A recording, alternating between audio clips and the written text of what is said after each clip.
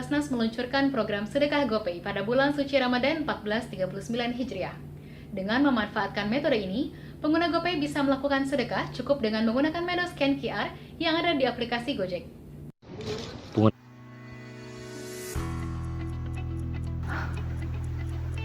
Aku lupa banget buat bayar zakat dan sedekah. Aduh, gimana ya? Coba aku telepon Anissa deh.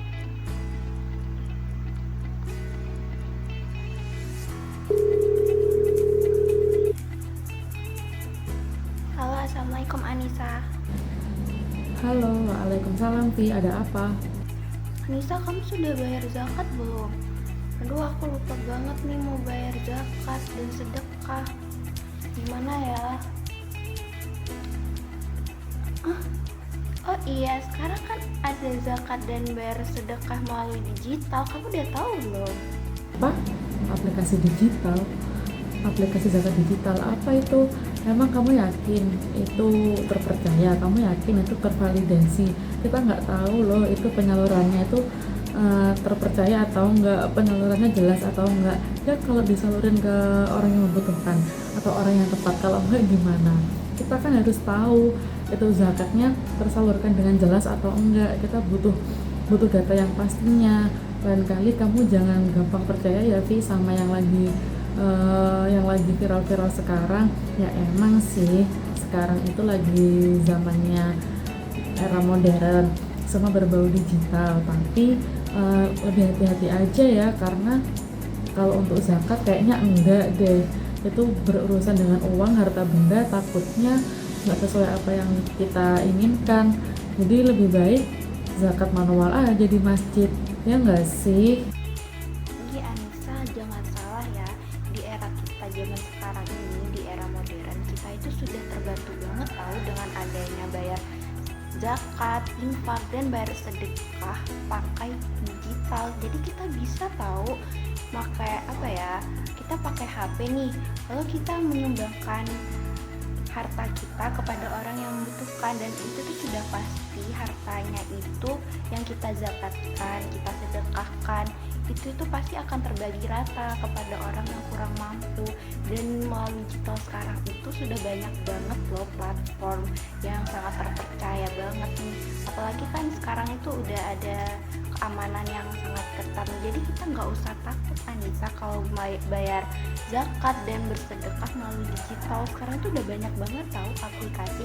Kamu coba deh lihat di video-video, kan sekarang udah banyak nih, ada TikTok, ada YouTube, ada Instagram, ada WhatsApp. Coba deh kamu ngeliat di video-video biar kamu tahu manfaat dan kelebihannya kalau kita itu bayar zakat dan bersedekah melalui digital, Anissa. Baik, di sini saya akan menjelaskan tentang sedekah digital, yang dimana menurut saya sedekah digital itu adalah suatu hal yang sangat praktis di era zaman ini, dan itu juga salah satu globalisasi yang maju dengan sangat pesat.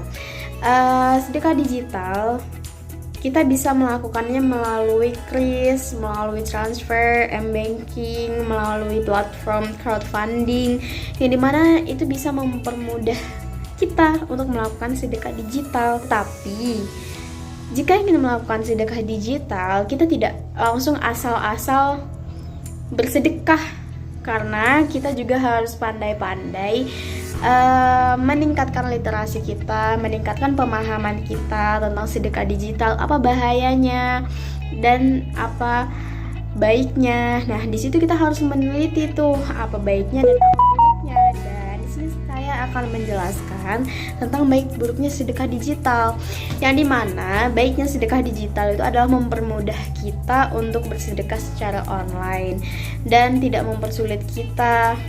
Tetapi buruknya yakni di sedekah digital itu pasti banyak penipuan. Nah, jadi kita harus berhati-hati, dan jika kita ingin melakukan sedekah digital, kita harus mencari platform donasi atau platform donasi yang terpercaya. Sedekah digital sebenarnya sangat mudah dilakukan. Kita perlu menggunakan HP saja untuk mengirim bantuan secara online, misalnya seperti transfer atau pembayaran digital yang tersedia.